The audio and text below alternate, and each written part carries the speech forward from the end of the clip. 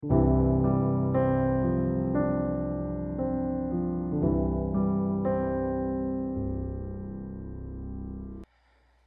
반갑습니다. 우리 명절을 앞두고 먼 길 가셔야 하니 제가 처음에 준비한 설교 시간보다 일찍 맞춰드리고자 노력했습니다.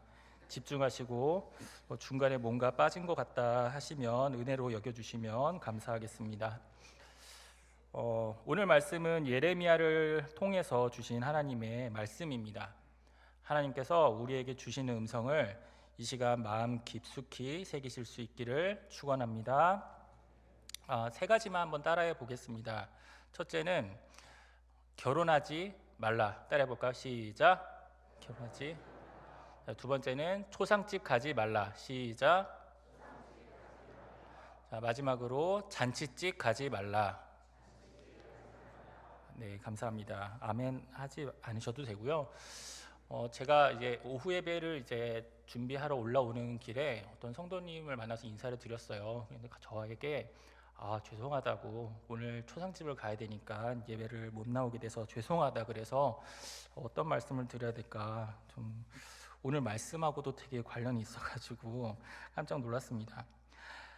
예레미야를 하나님께서 선지자로 부르셨습니다. 예레미야서 1장 1절에 베냐민 땅 아나돗의 제사장들 중 힐기야의 아들 예레미야의 말이라. 그리고 같은 장 7절에 여호와께서 내게 이르시되 너는 아이라 말하지 말고 내가 너를 누구에게 보내든지 너는 가며 내가 내게 무엇을 명령하든지 너는 말할지니라. 아멘. 내게 무엇을 명령하든지 너는 말할지니라. 우리가 하고 싶지 않아도, 그리고 가고 싶지 않아도, 당시에는 이런 걸 왜 해야 하나 이런 질문을 할 때가 너무나 많습니다. 이해하고 따르면 우리는 항상 늦습니다. 생각보다 우리의 인생이 짧기 때문에 일단 하나님께서 무엇을 명령하시든지 따르시는 우리 모두가 되기를 소망합니다. 특별히 우리 태국 선교팀 가운데 하나님께서 전하실 말씀을 너는 무엇을 명령하든지 말할지니라 라는 고백이 되셨으면 좋겠습니다. 이 당시 유다는 멸망을 앞두고 있었습니다. 우리가 최근에 계엄령을 경험하며 얼마나 불안함을 느끼셨습니까? 이 외에도 만약에 중국이나 북한이 쳐들어온다고 한다면, 일본이 침략한다고 한다면 더 끔찍하겠죠. 유다는 주변에 바벨론이라는 신흥 강국이 있었습니다. 범죄한 유다를 향한 하나님의 심판의 도구로서 쓰여지겠죠. 하나님은 바벨론을 통해서 유다의 죄에 대해서 징계하시기로 결정하셨습니다. 예레미야 1장 13절에서 15절 말씀에 여호와의 말씀이 다시 내게 임하니라. 이르시되 네가 무엇을 보느냐? 대답하되 끓는 가마를 보나이다. 그 윗면이 북에서부터 기울어졌나이다 하니 여호와께서 내게 이르시되 재앙이 북방에서 일어나 이 땅에 모든 주민들에게 부어지리라. 내가 북방 왕국들의 모든 족속들을 부를 것인즉 그들이 와서 예루살렘 성문어기에 각기 자리를 정하고 그 사방 모든 성벽과 유다 모든 성읍들을 치리라. 여호와의 말이니라. 아멘. 여호와의 말이니라. 정말로 하나님께서 말씀을 강조하셨습니다. 하나님의 심판의 말씀을 그렇게 전하라고 하신 거예요. 전하면 보통 두 가지의 반응으로 나타납니다. 첫 번째로 요나가 니느웨에 전했을 때 사람들이 회개를 했습니다. 이렇게 회개의 반응이 있고, 둘째로는 이런 시국에 나라를 망하라고 네가 지금 부정한 말을 하는구나 그러면서 달콤한 말만 하는 그런 거짓 선지자들의 말만 좋아하는 경우가 있습니다. 그 사람들은 회개를 안 합니다. 하나님의 말씀에 반응하지 않는 것도 여기에 속합니다. 좋은 말씀만 우리가 아멘 이렇게 하지만 듣기 싫으면 왜 목사님 이 기쁜 날, 아니면 이렇게 하필 슬픈 날 기분 나쁘게 말씀을 전하실까? 하나님께서는 심판의 메시지를 싫어하는 사람들 앞에서도 담대하게 하나님의 뜻을 그대로 전하라 말씀하셨습니다. 우리가 보통 전도할 때 하나님을 믿으면, 예수님을 믿으면 복을 받습니다. 교회 오세요 이렇게 말하는 것은 쉽습니다. 그런데 예수를 안 믿으면 지옥 가니까 교회 오세요 이렇게 잘 못합니다. 어렵습니다. 그러나 하나님께서는 예레미야에게 심판의 메시지를 전하라라고 말씀하셨어요. 너네 곧 망한다고, 회개하라고 그렇게 전하라고 하셨습니다. 하나님의 말씀을 들었을 때 우리가 불편하고 찔리고 아플 수가 있습니다. 왜냐하면 하나님의 말씀은 살아있고 날카롭기 때문입니다. 우리의 혼과 영과 관절과 골수를 찔러 쪼개기까지 합니다. 우리는 말씀 앞에 쪼개지는 게 맞습니다. 아프다고 피하고 듣고 싶은 말씀만 선택해서 들으시면 안 됩니다. 불편한 게 정상이에요. 오늘 예레미야를 통해서도 많은 사람들이 들었을 때 불편해 했습니다. 그렇다면 이스라엘 백성들은 왜 심판을 받아야 했을까요? 이스라엘의 죄에 대해서는 하나님께서 하나님을 버렸다고 말씀합니다. 생수의 근원되는 나를 버렸다. 이렇게 하나님을 배반한 것을 이스라엘이 간음을 행했다. 그리고 이 땅을 더럽혔다라고 말씀합니다. 생수의 근원 되시는 하나님을 떠나서 그 생수가 아니라 스스로 웅덩이를 판 거라고 다른 이방신들을 의지했다라는 것입니다. 하나님이 심으신 포도나무가 아니라 이방 포도나무의 악한 가지가 되었다 말씀하세요. 그럼에도 불구하고 하나님은 그런 이스라엘을 긍휼을 베푸셔서 노를 한없이 품지 않으시고 돌아오라 회개하라 하시는 분이세요. 포기하지 않으십니다. 우리는 심판의 메시지를 죄의 문제에 대해서 꼭 알려야 합니다. 그리고 동시에 하나님께서는 자비의 하나님이시고 용서의 하나님에 대해서 우리는 전해야 합니다. 회개하도록 증거해야 합니다. 순서는 바뀔 수도 있지만 네가 듣기 좋은 말만 골라서 전하면 어떻게 될까요? 네가 듣기 좋아서 고르면 니골라당 같이 됩니다. 네가 골랐다. 니골라당은 구원파랑 비슷하죠. 구원받은 사람은 육체로 죄를 지은 것 상관없다. 마음껏 살아도 된다. 회개가 필요 없다. 이런 것이 아닙니까? 니골라당이 이렇습니다. 회개하고 주님께 돌아가는 저와 여러분 모두가 되시기를 축원합니다. 우리가 호세아서 말씀을 보면은 음란의 여인 고멜이 나옵니다. 율법에서는 남편을 버린 여인을 다시 데려오면 안 됩니다. 쉽게 설명드리면 이혼을 하잖아요. 이혼한 여인을 다시 맞아서 아내로 데려오는 게 율법에서는 안 돼요. 신명기 24장 4절에 그 여자는 이미 몸을 더럽혔은즉 그를 내보낸 전 남편이 그를 다시 아내로 맞이하지 말지니 이 일은 여호와 앞에서 가증한 것이라. 너는 내 하나님 여호와께서 내게 기업으로 주시는 땅을 범죄하게 하지 말지니라. 아멘. 근데 이 말씀, 이 율법, 하나님이 가증하다고 하실 정도로 큰 범죄입니다. 그렇다면 이 율법을 지키지 않은 분이 누구십니까? 바로 하나님이십니다. 이게 무슨 말이냐면 하나님과 이스라엘이 원래 하나였다가 이스라엘이 간음을 행하고 이 땅을 더럽히고 세상을 떠났습니다. 그러나 하나님은 그 이스라엘을 다시 받아들이시겠다고 하셨어요. 그게 바로 이스라엘은 가증하지만 품으시는 것입니다. 자비의 하나님이십니다. 제가 질문을 드릴게요. 하나님이 그렇게 율법을 어으셨다고 했을 때 우리가 아는 것 중에 율법과 제사법 아십니까? 율법과 제사법이 있는데 뭐가 더 중요할까요? 여기서 보면 율법과 제사법 중에서 제사법이 더 상위의 법입니다. 안식일에 제사장이 제사의 일을 하여도 율법에 의해서 문제가 되는 것이 아니죠. 일을 합니다. 안식일에 아무 일도 하지 말라는 율법이 있지만 제사법이 더 위에 있기 때문에 사제는 일을 합니다. 그런데 이 제사법보다도 더 위에 있는 법이 있습니다. 그것이 바로 자비와 사랑의 일입니다. 그걸 잘 보여주는 게 혈우병 여인이 예수님을 만졌을 때 예수님께서 기다려주시고 고쳐주셨습니다. 부정한 여인이 자기를 만졌다고 율법에 의해서 정죄하지 않고 고쳐주셨어요.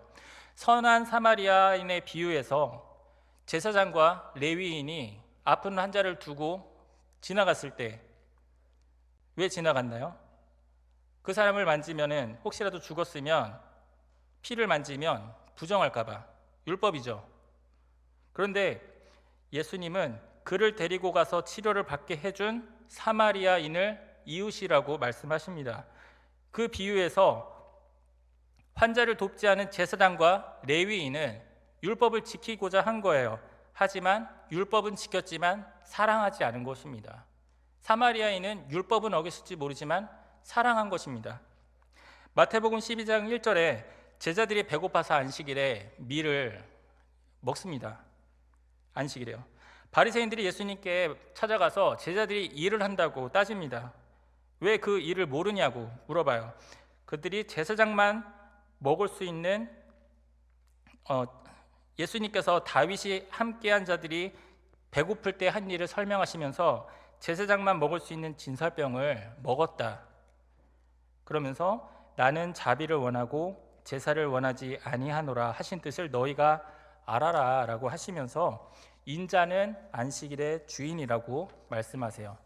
이게 무슨 말이냐면 제사법보다 자비를 원하시는 예수님께서 안식일의 주인이시라는 겁니다. 안식일이 주님을 위해서 있는 거라는 거예요. 안식일이 사람을 위하여 있는 것이지 안식일을 위하여 사람이 있는 것이 아니다. 그리고 바로 예수님께서는 안식일에 손 마른 사람을 고쳐주셨습니다. 일을 하시는 거예요. 율법에서는 일하면 안 되지만 손 마른 사람에게 자비를 베풀어 주시는 것입니다. 상위법과 하위법이 만약에 상충이 됐을 때 상위법을 지켰을 때 하위법을 지키지 않아도 괜찮은 거죠. 이것을 오해하시면 안 됩니다. 안 지켜도 괜찮은 것이 아니라 우물에 아들이 빠졌을 때 구해내는 것처럼 안식일에도 내가 오늘 나 자신에게 나에게 자비를 베풀어서 내가 뭐 주일에 편하게 여행을 가겠다, 쉬겠다 그렇게 하시면 안 됩니다. 자비는 항상 하나님을 생각하고 항상 이웃을 먼저 생각해야 합니다. 이처럼 하나님께서 이스라엘에게 돌아오라고 하셨어요. 이스라엘이 범죄하면 죽을 수밖에 없는 그 율법이 있지만 그럼에도 하나님께서는 죄인들을 다시 용서하시고 받아들이신다면 율법에서는 다시 맞아들이면 안 된다고 하고 있지만 나는 자비를 원하고 제사를 원하지 아니하노라. 율법보다 더 상위법인 제사법보다 더 큰 하나님의 자비와 사랑을 행하시는 분이시라는 거예요. 이스라엘은 우상을 섬겼습니다. 이방신들의 악한 포도나무 가지가 되었습니다. 하나님은 그럼에도 불구하고 기회를 주셨습니다. 회개하고 돌아오면 받아주십니다. 그것을 선지자 호세아를 통해서 고멜의 결혼을 통해 말씀하고 있습니다. 이런 것을 상징 행위라고 합니다. 말이나 글로 전하는 것뿐만 아니라 선지자의 삶을 통해서 그 행위를 통해서 상징하는 것, 상징 행위라고 하죠. 오늘 본문 말씀에서도 하나님께서 예레미야에게 이러한 상징 행위를 하라고 하신 것입니다. 크게 세 가지를 하지 말라고. 결혼식, 장례식, 잔치집. 오늘 제목에 예레미야의 암울한 인생이라고 하고 있는데요. 하나님께서 여러 선지자들에게 상징 행위로 이렇게 보여줘라 말씀하셨는데 저는 선지자들의 상징 행위를 보면서 뭐가 가장 암울할까? 만약에 그 당시에 내가 선지자로 부름을 받았다면, 여러분이 부름을 받았다면 어떤 거에 가장 견디기가 어려우실까요? 그래서 제가 보기를 드리면 이사야에게는 3년간 나체로 다니라고 하셨습니다. 여러분 하시겠습니까? 신발도 벗어야 합니다. 그리고 에스겔에게는 430일 동안 큰 돌을 갖다 놓고 옆으로 누워 있으라고 했어요. 390일은 돌 왼쪽에 누워 있고 90일은 오른쪽에 누워 있고 떡은 사람들이 보는 데서 똥을 구워 먹으라고 했습니다. 호세아에게는 아까 말씀드린 것처럼 음녀와 결혼하라고 하셨습니다. 그리고 예레미야에게는 결혼하지 마라, 장례식 가지 마라, 잔치집 가지 마라 하셨어요. 이런 선지자들의 삶을 사람들이 볼 때 뭐라고 생각할까요? 아, 미쳤네. 맨날 하나님 믿는다고 따라다니다가 저렇게 알몸으로 돌아다니고 있다고, 경찰에 신고해야 되겠다고 그러지 않을까요? 아, 저 사람도 이상하다고, 돌 보고 누워가지고 움직이질 않는다고, 사회에 불만이 있냐고 시위하는 건가? 호세아에게도 그랬을 거예요. 아, 저런 하나님의 백성이 저런 음란한 여인과 함께하다니. 예수님한테도 똑같이 적용하지 않았습니까? 창녀와 세리와 가까이 한다고요. 선지자가 부끄러움을 모르네, 가짜 선지자인가? 그렇게 바라봤을 것입니다. 그리고 예레미야의 삶도 결혼식도 안 하고 장례식도 안 가고 잔치집을 초대해도 거절하고 이러고 다니면 어떻겠습니까? 이제 설 명절입니다. 우리 조카들, 친척들 만나고 손주들 보실 텐데 이런 말씀들 많이 하시잖아요. 아이고 북이라 너 결혼 언제 할래? 자녀는 이제 언제 가질 거니? 그리고 아이고 요즘 젊은이들이 결혼을 안 해요. 막 그래요. 참고로 저는 결혼을 했습니다. 얼마 전 저랑 어떤 교역자랑 같이 다니는 걸 목격하신 분이 이상하게 여기셔가지고 이상한 게 아니라 저는 그 교역자랑 결혼 15년 차 되는 부부입니다. 저희 부부는 하나님이 자녀를 안 주셨는데 걱정하시는 그런 말씀들을 많이 들어요. 근데 들어보면은 제 걱정인지 나라 걱정인지는 잘 모르겠습니다. 그래서 저희는 주실 때까지 하나님이 저희에게 맡겨주신 어린 영혼들, 주일학교 아이들을 내 자녀처럼 여기자, 내 자녀처럼 혼내자. 우리 초등부 어떤 교역자님이 무섭다는 소문이 있는데 그렇지 않습니다. 눈물이 많습니다. 제가 잘 압니다. 이렇게 결혼하지 말라, 자녀를 낳지 말라, 이런 선지자들의 독특한 삶, 당시에는 정말로 수치스러운 모습이었습니다. 암울하죠. 그런 모습으로 살아가는 삶을 하나님께서 살아가게 하실 때 사람들은 그것을 보고 미쳤다라고 할 게 아니라 그것이 바로 자신들의 암울한 미래라는 것을 깨달아야 했어요. 너희들의 모습이야. 너희들이 앞으로 겪게 될 일들이야. 예레미야의 암울한 미래는 너희의 미래라고 깨달으라고 하나님께서 말씀하십니다. 오늘 읽으신 말씀 중에 2절에서 3절 말씀에 너는 이 땅에서 아내를 맞이하지 말며 자녀를 두지 말지니라. 이곳에서 낳은 자녀와 이 땅에서 그들을 해산한 어머니와 그들을 낳은 아버지에 대하여 여호와께서 이와 같이 말씀하시오니 4절 말씀에 그들은 독한 병으로 죽어도 아무도 슬퍼하지 않을 것이며 묻어주지 않아 지면의 분토와 같을 것이며 칼과 기근에 망하고 그 시체는 공중의 새와 땅의 짐승의 밥이 되리라. 이곳에서 낳은 자녀, 이 땅에서 그들을 해산한 어머니, 이 땅에서 그들을 해산한 낳은 아버지, 그들에 대하여 이와 같이 말씀하신다. 이들이 독한 병으로 죽어도 아무도 슬퍼한 사람이 없고 묻어줄 사람도 없고 시체가 방치가 된다고, 지면의 부터와 같이 흩어지고 공중의 새나 짐승들이 먹게 될 거라고. 왜요? 아무도 없으니까요.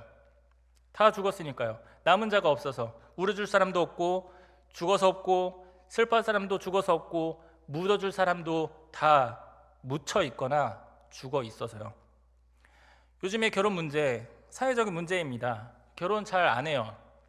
우리 교회는 많이 하지만 사회적으로는 왜 안 할까요? 없으니까. 가진 게 없어서 안 해요. 사람도 없지만 찾지도 않습니다. 어차피 못 찾을 거라고 생각합니다. 노래에서 뭐 아파트하고 외제차나 데이트, 뭐 이름 있는 직장, 좋은 집안, 그런 게 없으면 안 하려고 해요. 어차피 안 될 거야. 마음을 닫아요. 이런 것들이 암울한 것입니다. 제 얘기를 좀 더 해드리면, 저는 아내를 만났을 때 직업이나 나이나 학벌을 모르고 좋아했고 안 좋았다라는 게 아닙니다. 먼저 결혼을 하자라고 하고 차차 알아가게 되었습니다. 왜 결혼을 하고 싶었냐면, 제가 청년 때 교회 방송실에서 카메라로 예배 드리는 사람들을 보고 있다가 다 졸고 있었을 때, 예배 시간에 다 졸고 있었을 때 말씀에 집중하던 자매 한 사람, 누구였을까요? 그 초등부의 어떤 교역자입니다. 심지어 그 사람은 새신자였던 청년이더라고요. 예배에 집중하는 사람이라면 인생에 대해서 신중하게 생각을 하겠다. 그럼 아내는 왜 저랑 결혼했을까요? 제가 설교 시간에 집중을 여기까지만 말씀을 드리고요. 자, 우리는 결혼을 왜 해야 하는지 잘 알고 있습니다. 담임 목사님께서 결혼식 주례를 많이 하시잖아요. 창세기 2장 14절, 이러므로 남자가 부모를 떠나 그의 아내와 합하여 둘이 한 몸을 이룰지로다. 하나님께서 결혼하라고 하셨어요. 그 이유는 한 몸 되게 하셨습니다. 한 몸 되게 왜 하셨냐면 에베소서 5장 31절에 그러므로 사람이 부모를 떠나 그의 아내와 합하여 그 둘이 한 육체가 될지니 32절, 이 비밀이 크도다. 나는 그리스도와 교회에 대하여 말하노라. 아멘. 결혼이 한 몸이 되는 것을 통해서 그리스도와 교회의 관계에 대해서 말씀하시는 거구나. 그리스도와 교회가 따로 떨어져 있으면 돼요, 안 돼요? 안 되죠. 안 된다는 거예요. 그리고 떨어질 수 없다라는 것입니다. 우리 교회는 예수님과 한 몸입니다. 하나님께서 천지를 창조하셨을 때 완성이 며칠 걸렸죠?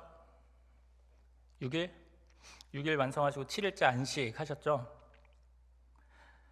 그런데 보통은 만드시고 보시기에 좋았더라 이렇게 말씀하셨어요. 좋았더라. 그리고 지으신 그 모든 것을 보시니 심히 좋았다라고 말씀하시는데, 창세기 2장 18절에 다 좋았다고 하셨다가 하나님이 사람이 혼자 사는 것이 좋지 아니하니라고 말씀하세요. 다 좋다고 하셨는데 좋지 아니하니라고 말씀하시는 게 바로 혼자 독처하는 것입니다. 결혼 안 하는 거예요. 하나님께서 남자가 그의 아내와 합하여 둘이 한 몸을 이루어야 보시기에 좋다라고 하시는 것입니다. 하나님께서는 결혼을 이렇게 장려를 하시고 좋다고 하시는데 예레미야에게는 결혼하지 말아라. 그리고 하나님께서는 사람들에게 생육하고 번성하라라고 하셨는데 자녀를 갖지 말아라. 왜 그러셨을까요? 이상하잖아요. 지금은 그게 이상하게 느껴지지가 않습니다. 미혼 인구가 늘고 있고 자녀가 없는 딩키족들도 많이 있고, 그러나 예레미야 당시에는 이렇게 결혼을 안 하고 자녀를 안 갖는 거는 어떻게 보면은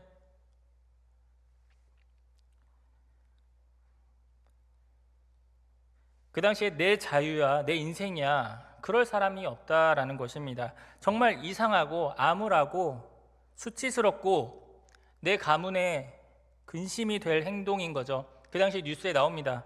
청문회까지 합니다. 왜 그러고 사냐고.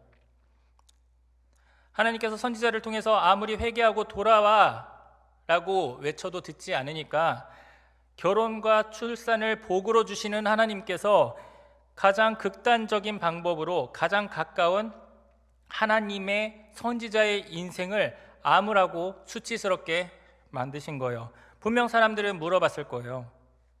이상하게 봤을 거예요. 왜 하나님이 그렇게 하셨는지를 물어보고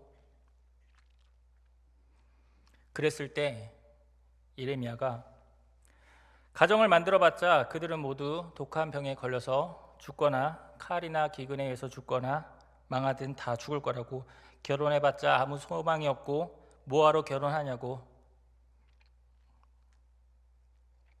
그렇게 말합니다. 그리고 요즘 시대에는 이런 예레미야가 없어도 우리 주변엔 예레미야 같은 사람들이 늘어나고 있습니다. 마찬가지로 초상집에 가지 말라, 통곡하지도 말고 그들을 위해서 애곡하지도 말라고 하셨습니다. 아니, 선지자님 장례식 때 왜 안 오셨어요? 입간 예배 해야 되는데 왜 예배 안 해주세요? 이상하시네요. 장례 때 슬프지 않은 경우는 어떤 경우가 있을까요? 원수가 죽었을 때입니다. 기쁘죠? 이렇게 말하면 안 됩니다. 자, 얼마 전에 그 전 대통령이죠. 전두환 전 대통령 죽었을 때 여러분 가운데 슬퍼하고 조문하러 가신 분 있으십니까? 물론 우리가 잘 죽었다라고 기뻐하면 안 되겠죠. 근데 장례가 났는데 찾아오지 않는다라는 것은 그 당시 사회에서는 그런 의미가 있는 것입니다. 원수이거나 나랑 상관없는 사람이거나 죽은 게 나랑 아무 관련이 없어, 아무 상관없어. 예레미야가 어떤 사람의 장례식에 안 가고 안 오고 지금 있는 곳에서 아무런 애곡도 하지 않고 울지 않으면 이거야말로 자신의 가문에 먹칠하는 거고 상대방에게 정말 큰 신뢰를 범하는 겁니다. 정말 이상한 거죠. 분명히 사람들이 또 물어봤을 겁니다. 미쳤냐고. 그때 예레미야는 큰 자든지 작은 자든지 이 땅에서 죽으리니 그들이 매장되지 못할 것이며 그들을 위하여 애곡하는 자도 없겠고 자기 몸을 베거나 머리털을 미는 자도 없을 것이며 그 죽은 자로 말미암아 슬퍼하는 자와 떡을 떼며 위로하는 자가 없을 것이며 그들의 아버지나 어머니의 상사를 위하여 위로의 잔을 그들에게 마시게 할 차가 없으리라 라고 말씀합니다. 무슨 말씀입니까? 다 죽은 겁니다. 예를 들면 제가 죽잖아요. 제 주변에 절 아는 사람 이미 다 죽어서 없는 거예요. 왜냐하면 하나님께서 이 백성에게서 나의 평강을 빼앗으며 인자와 사랑을 제하셨기 때문에 너희 주변에 너를 위해 장래해 줄 사람도 없는 처지가 될 거야. 하나님의 인자와 사랑이 없어서 아까 율법과 또 인자와 자비 가운데 뭐가 더 중요하다고 했죠? 자비가 더 중요하다고 했습니다. 그 자비를 거두시겠다라고까지 하셨습니다. 하나님이 우리를 살게 하신 건 우리의 죄가 가벼워서가 아니라 우리가 율법을 어기고 죄를 짓고 음란하게 살지만 그럼에도 불구하고 하나님께서 자비를 베풀어 주셔서 호세아가 음란한 고멜을 계속 찾고 용서하고 받아들이듯 하나님은 끊임없이 우리에게 자비를 베푸시는 것입니다. 중요한 건 하나님의 자비가 없다면 정말로 우리는 암울하고 장래해 줄 사람조차 없이 죽으면 시체를 거두지 않고 버려지고 짐승의 먹이가 되고 저주받은 자같이 되는 것입니다. 누가복음 16장에 부자와 나사로의 이야기가 있습니다. 한 부자가 있어 자색옷과 고운 베옷을 입고 날마다 호화롭게 즐기더라. 그런데 나사로라 이름하는 한 거지가 헌데투성이로 그의 대문 앞에 버려진 채 그 부자의 상에서 떨어지는 것으로 배불리려 하며 심지어 개들이 와서 그 헌데를 핥더라. 이에 그 거지가 죽어 천사들에게 받들려 아브라함의 품에 들어가고 부자도 죽어 장사되매. 이 말씀에서 거지하고 부자랑 뭐가 다른지 여러분 아시겠습니까? 돈이 많고 적다, 그리고 죽을 때의 모습이 다릅니다. 거지는 죽어서 바로 천사들에게 받들렸고 부자는 돈이 많다 보니까 죽어서 장사되었다라고 합니다. 부자는 장래를 치워줄 사람이 있었다라는 거고 거지는 죽어서 버려졌다는 것입니다. 그런 거지 같은, 이거 말이 심하니까 나사로 같은 이스라엘 백성, 세상에 버려진 채 바벨론에 의해서 암울하게 살다 죽어버린 나사로의 인생처럼 될 거라는 것입니다. 그런데요, 사랑하는 성도 여러분, 그런 암울한 인생이더라도 우리에게는 소망이 있음을 기억하시길 바랍니다. 왜냐하면 나사로는 죽어서 천사들에게 받들려 아브라함의 품에 들어가고 그는 여기서 위로를 받는다라고 말씀합니다. 그때 부자의 소원이 무엇이었는지 아십니까? 이미 죽은 부자의 소원은 아버지여 구하노니 내 형제 5이 있으니 그들에게 증언 좀 해주십시오. 제발 이곳에 오지 않게 해달라고. 그들이 회개하리이다. 회개하고 하나님께 돌아갈 거라고 소원을 빕니다. 지금 우리는 거지 나사로와 같은 암울한 삶을 살 수도 있습니다. 그러나 예수님께서 우리의 소망이 되시고 함께 하시고 살리실 것을 믿으시기를 바랍니다. 같은 이름인 나사로가 있죠. 또 마르다의 오라비, 그도 죽었습니다. 그때 예수님께서 죽었는데 3일 뒤에 가십니다. 예수님 왜 가셨을까요? 예수님은 장례식으로 가신 게 아닙니다. 요한복음 11장 11절에 말씀하기를 우리 친구 나사로가 잠들었도다. 그러나 내가 깨우러 가노라. 잠 깨우러 가신 것입니다. 예수님이 일반 장례식처럼 애곡하고 우셨을까요? 안 우셨어요. 사람들이 우는 것을 보고 심령에 비통하게 여기시고 불쌍하게 여기셨습니다. 여기서 비통하게 여겼다라는 헬라어 원어로 엠브리오 마이라고 하는데 이 말이 책망하다라는 말로도 쓰입니다. 한 여인이 예수님께 향유를 깨어서 머리에 부었을 때 사람들이 책망하죠. 가난한 사람들이나 도와주지. 그 책망하는 게 슬퍼하는 거랑은 좀 다른 거 아시겠죠? 아이고 비싼 걸 왜 깼니? 왜 그랬어? 슬퍼하지 않습니다.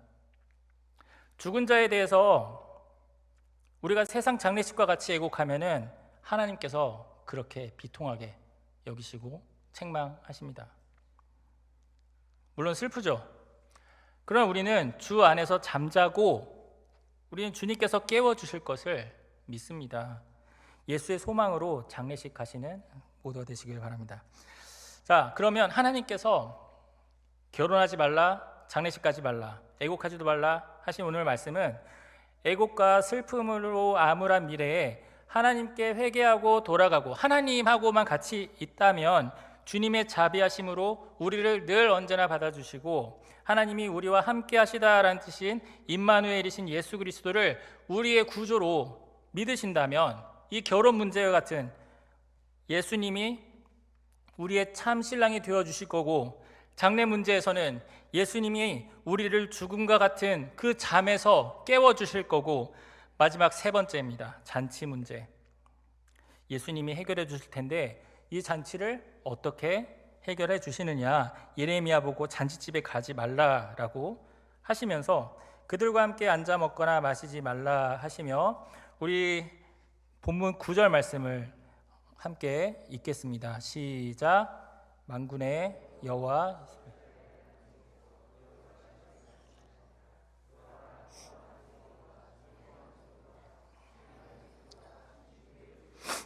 내가 내 목전 내 시대 이곳에서 끊어지게 하리라. 아멘. 하나님을 배반한 이스라엘의 백성, 이스라엘의 미래는 기뻐하시는 소리와 즐거워하는 소리, 신랑과 신부의 소리가 끊어진다라고 말씀합니다. 잘 들어보면 기뻐하고 즐거워하고 신랑 신부가 나오니까 결국은 결혼식 같은 잔치를 말씀하고 있습니다. 결혼식 잔치의 기쁨이 끊어지게 되는 그 상황은 우리가 잘 알고 있습니다. 무슨 잔치가 있죠? 예수님께서 찾아가신 가나의 혼인잔치입니다. 포도주가 떨어졌습니다. 포도주가 잔치에서 기쁨을 의미하고 있습니다. 요한복음 2장에 보면은 예수의 어머니가 예수님께 포도주가 없다 그러니까 이렇게 말씀하시죠. 여자여 나와 무슨 상관이 있나이까 내 때가 아직 이르지 아니하였나이다. 맞습니다. 이 결혼식이 예수님과 무슨 상관이 있을까요? 세상의 결혼식 잔치가 예수님과 아무 상관이 없겠죠. 그러면 그 잔치의 기쁨은 끝나는 것입니다. 포도주가 없고 먼 길 온 손님들 그냥 돌려보내는 것입니다. 그러면 원수가 되겠죠. 그때 마리아가 종들에게 지시를 합니다. 예수님께서 무슨 말씀을 하시든지 그대로 하라. 여러분의 인생에 예수님께서 무슨 말씀을 하시든지 그대로 하시기를 축원합니다. 그러면 이 잔치가 예수님과 상관이 있는 잔치가 되는 것입니다. 예수님의 말씀대로 물을 채워서 갖다 줬을 때 연회장에 온 손님마다 모든 사람들이 좋은 포도주를 두었다고 기뻐합니다. 이게 믿음입니다. 믿었고 믿음대로 될지어다. 정말로 된 것입니다. 사랑하는 성도 여러분, 우리가 죄로 인해서 음란한 신부처럼 결혼할 수 없는 암울한 상황에서 예수님이 우리에게 찾아오셔서 연합이 되게 하여 주시고 우리의 죄로 인해서 초상집 같은 암울한 인생에 예수님이 부활과 생명을 베풀어 주셨습니다. 죄로 인해서 심판받고 죽을 수밖에 없는 암울한 미래에 주님께서는 회개하고 돌아와라 이렇게 예레미야의 상징 행위를 통해서 말씀하고 계세요. 결혼하지 마라, 초상집 가지 마라, 잔치집 가지 마라. 왜냐하면 우리의 소망은 주님께만 있음을 기억하시길 바랍니다. 여호와께 돌아가려면 회개하고 돌이켜야 합니다. 문제는 오늘 말씀을 듣고 그냥 가지 마시고 정말로 우리가 죄를 안 짓는 삶을 살아가자, 율법을 지키자. 여러분 그게 가능할까요? 모든 계명을 지키는 거 가능하십니까? 진지하게 생각해 봅시다. 못하실 것 같죠? 그러니까 우리가 못할 것 같으니까 포기하고 죄를 짓는 것입니다. 바리새인의 전통보다 더 큰 율법, 그 위에 제사법, 그 위에 있는 법이 자비와 사랑의 법이라고 말씀드렸습니다. 그것을 우리에게 적용해 볼 수 있습니다. 우리가 하나님의 법을 모든 것을 잘 알지도 못하는 것 같은데 어떻게 지킬 수 있을까? 지킬 수 있습니다. 그리고 죄 안 짓는 게 심지어 쉽고 가볍다라고까지 말씀을 하고 있습니다. 수고하고 무거운 짐진 자들아 다 내게로 오라. 내 힘으로 내가 내 율법을 지키려고 하면 수고하고 무거운 짐과 같습니다. 그런데 예수님께로 오면 우리의 그런 무거운 모든 것들을 내려놓고 쉽고 가벼운 예수님의 멍에를 맬 수 있는 것입니다. 그것은 쉽고 가볍습니다. 그 쉽고 가벼운 길은 하나님을 사랑하는 것입니다. 내가 그 무엇보다 하나님을 더욱더 사랑하는 것입니다. 하나님을 사랑하는 게 예수님께서 십자가를 지심으로 완성하신 그 율법을 우리가 쉽고 가볍게 메고 가는 것입니다. 요한복음 13장 34절에 새 계명을 너희에게 주노니 서로 사랑하라. 내가 너희를 사랑한 것 같이 너희도 서로 사랑하라. 이 계명이 새 계명으로 주셨지만 사실 새롭지 않습니다. 이미 하나님께서 알려주시고 주셨던 계명이에요.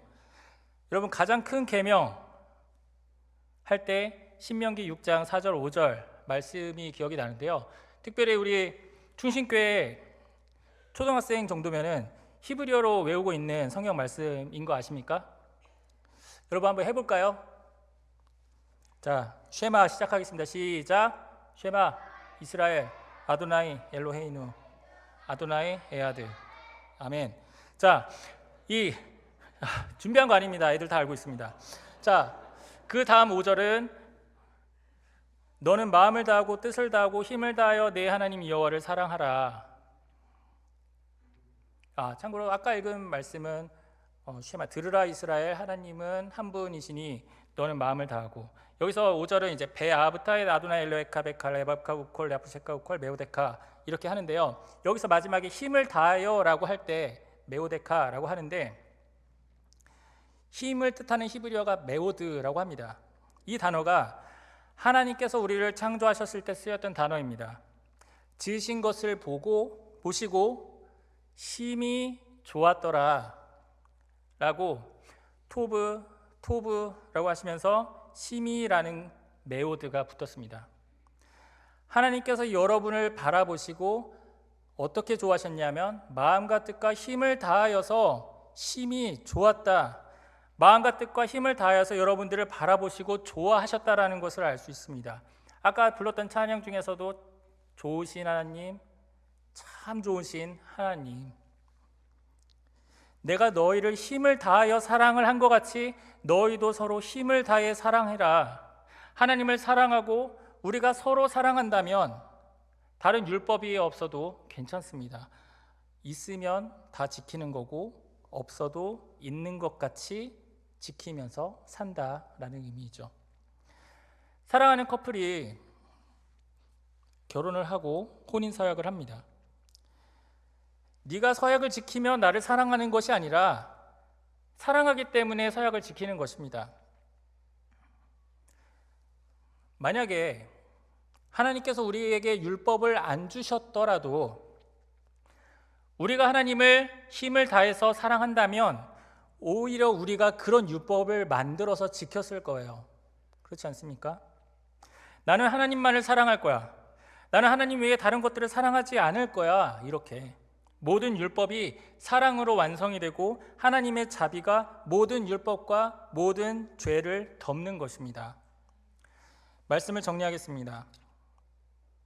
독차하는 예레미야의 암울한 미래에 하나님께서 함께 하시면 그의 인생은 더 이상 암울하지 않습니다. 심히 좋습니다.